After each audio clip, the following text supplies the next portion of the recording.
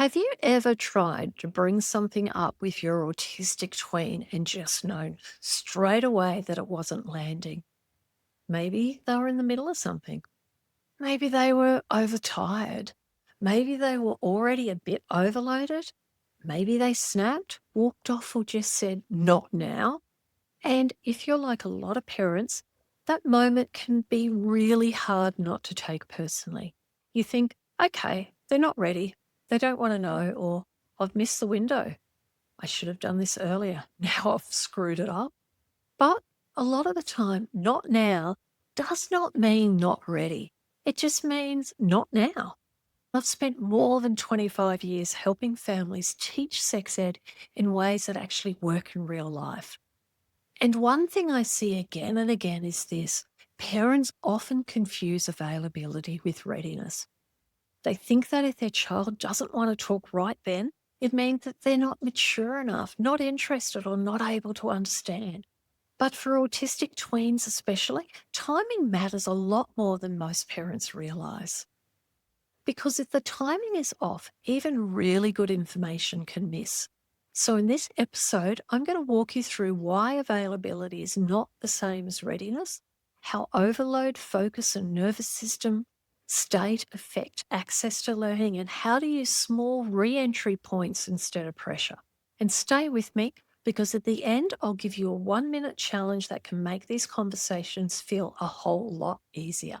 What if talking to your tween about sex felt cringe-free and more natural? Welcome to Sex Ed for Tween Parents, where sex ed stays real. This season, we're focusing on autistic tween and what helps sex ed actually land. I'm CATH HAKANSON, sex educator, autistic AuDHD mum, and I'm here to help you move from panic and pressure to sex ed that's just bloody effective. The first thing I want to say is this: timing is not a small thing. It's not just a nice extra, and it's not just about convenience. And it's definitely not just about whether you've finally worked up the courage to say something.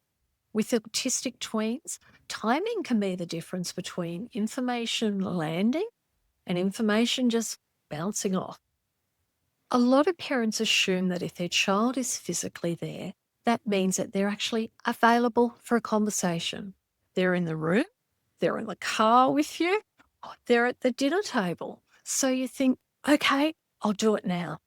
And sometimes that works, but sometimes your child is there physically and absolutely not available mentally, emotionally, or sensory wise. And that is really important, because readiness is not the same as availability.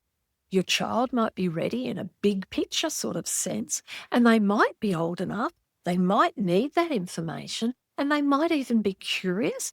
But if they're deeply focused on something else, they're already overloaded, tired, stressed, hungry, or trying to recover from a hard day at school, they may not have access to that conversation right then. And that doesn't mean that they're not ready to learn. It means that they're just not available in that moment. And that is where a lot of parents get tripped up. They hear, not now, or they see their child shut down and they think, oh, they're not ready. But often it's more like wrong moment, or too much is already going on, or not enough space, or too much pressure. And that is a really different thing. And once you understand that and you stop reading the moment as a sign that your child cannot learn it, that's when you start reading it as information about timing. And that is a big change.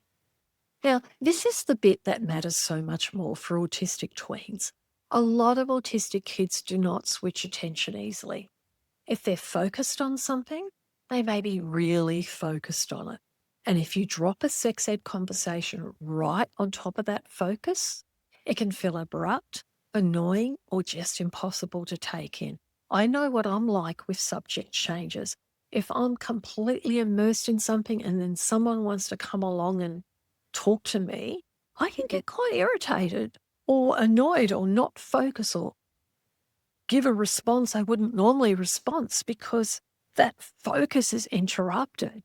So with autistic kids, because their brain is already somewhere else, And it's the same with overload. So if your child is already dealing with too much noise, too many demands, tiredness, hunger, frustration, or just sensory stuff, then even a simple conversation can feel like one thing too many. And when it happens, parents often think they're avoiding it. They're shutting me out. They never want to talk about this. But often what's happening is much more basic than that. Their nervous system's busy. And if their nervous system is busy trying to get through the moment, there may not be much room left for learning.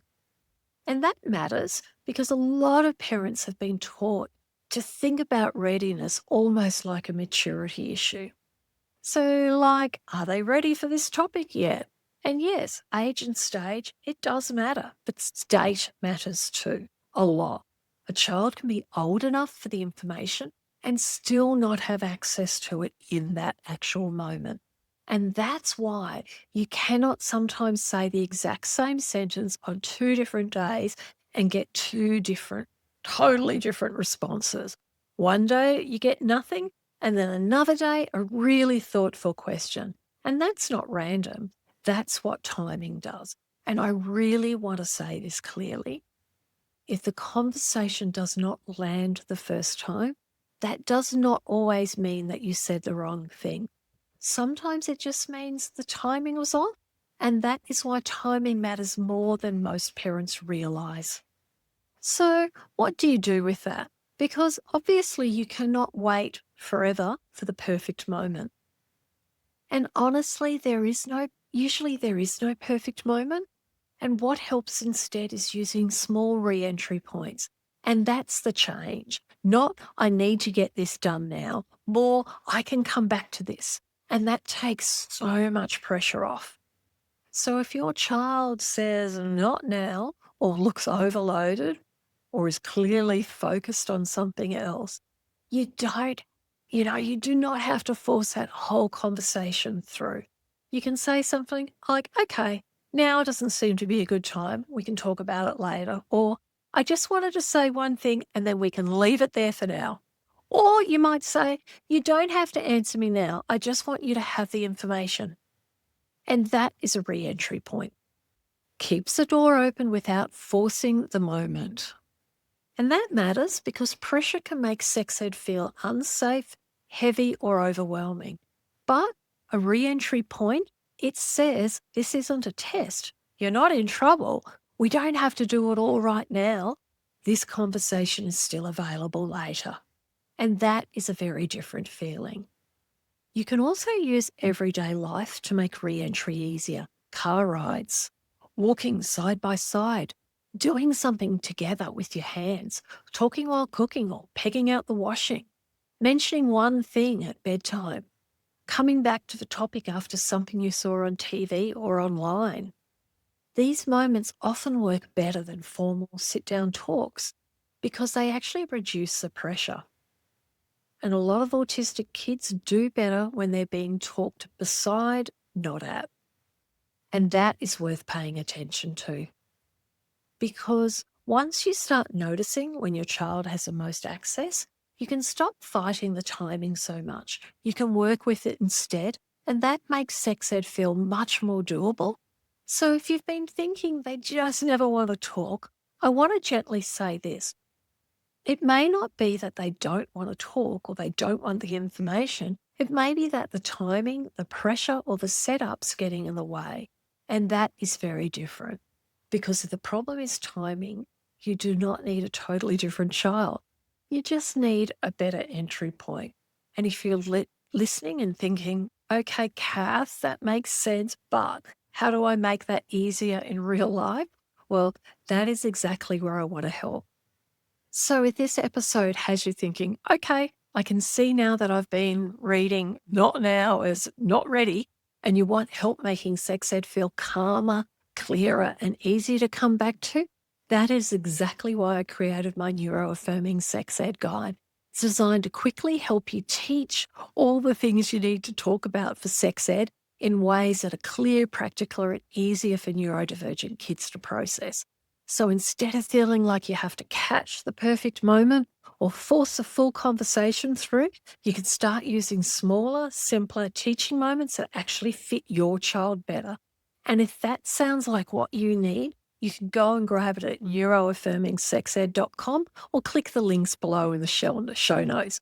Because sometimes the goal is not to push harder, it's to make the conversation easier to come back to. Here's your 1 minute challenge for today. Notice one time your child is easiest to talk beside, not at. Just one. Maybe it's in the car, maybe it's walking, maybe it's while they're drawing, building, or doing something with their hands. Maybe it's at bedtime when everything is quieter. Maybe it's when there is no eye contact and no pressure. Just notice it.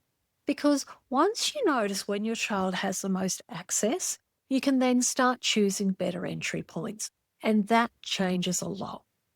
You don't need the perfect moment, and you do not need one big talk. And you do not need to push through every not now. You just need to make sex ed easier to come back to. Thanks for joining me for this episode of Sex Ed for Tween Parents, the autistic edition. And if this episode helped, I'd love it if you left a quick review. Helps more parents find the podcast and realize that timing is not a small thing. It can change whether the conversation lands at all. And don't forget to grab your neuro-affirming sex ed guide at neuro-affirming sex ed or in the notes below. Next episode, we're talking about what puberty can look like in autistic tweens, and happy talking.